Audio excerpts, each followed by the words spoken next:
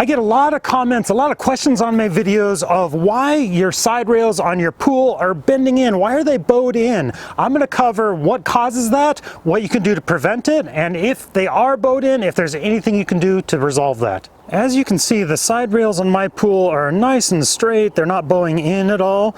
And most importantly, that really starts at the setup of your pool initially. First of all, making sure that your ground is nice and level. I know I've said that in the past, but when you level out your ground, you need to make sure that the soil is tamped down real good. Then when you fill your pool up, all that weight of the pool and water just pushes that ground down in the middle. You need to make sure that it's firm and tamped down real good.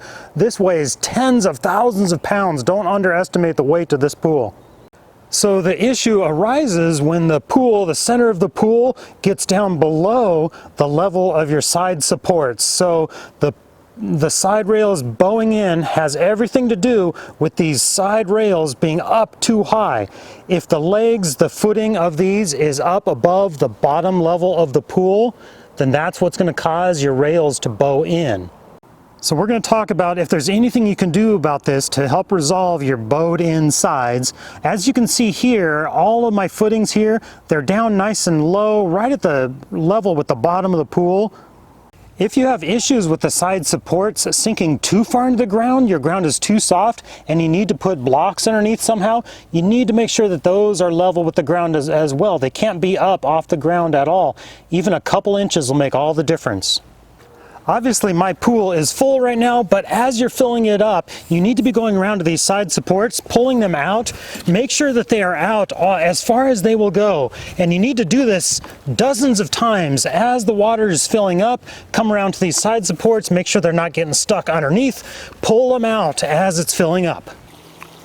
While the pool is filling up, we're going to want to come around to the supports on all the sides. These U-shaped ones, we're going to want to be pulling them out, making sure that they're tight.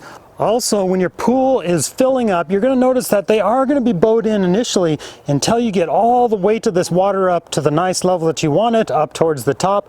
It'll push the sides out. So don't worry if you're filling it up. Even mine was bowed in initially until it was more than half full, and then as it kept filling, it would push that side out nicely to where it needs to be. Now that's great if you're just setting the pool up for the first time. You got your ground, you can make sure that's all firm and packed. You can make sure you're pulling those side supports out, make sure that they're level with the bottom of the pool, that those side supports aren't up. But what do you do if it's already set up? Let me cover a few ideas of things I would try. As I've mentioned, it's all about having those side supports up too high, so we need to dig out the ground underneath. Yes, you could drain your pool, re-level your ground, make sure the side supports are put, go through all of that, but who wants to waste all that water, all that time? That's a big effort. So let's try these other things. So if at all possible, we want to get this support to settle down and level out here. So I would take a little pickaxe like this, and go along the edge of all these supports and just dig out a little trench, just a couple inches wide along here to see if you can get these to relax out at all. If you're on ground like this, nice dirt, that you can do that. That's one way to try to get this pushing up to release out. And I would try doing that evenly along all four of the supports on each side. And if you've put blocks, concrete blocks, or as I did, wooden blocks underneath either of the sides, it's a little bit of a harder position to be in because you're going to have to, I don't know, take an axe or something, or even a skill saw or something. I guess you could trim this wood a little bit. If it's concrete, you could take a little sledgehammer and try to break up that rock a little bit. Wear some safety glasses, be careful with that, but the whole idea is, relax these down, get them to slide out. But if you have blocks underneath, you're in a little bit of a harder place. And if that's the case, I would say, well kids, I guess the sides of this one are just going to be bowed in for this swim season. We'll fix it next year.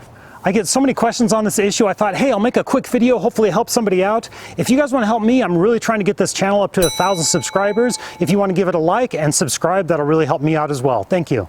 So ultimately, why your side rails are bowing in, I think it's those side supports pushing up, being up too high. Even if you got your ground level, did you get it tamped down real good? This weighs tens of thousands of pounds. If that soil's not been compressed already, that weight is just going to push down that center of the pool, lifting up those side rails too high. You might just be stuck with it this way for this year because it's hard to fix after it's full.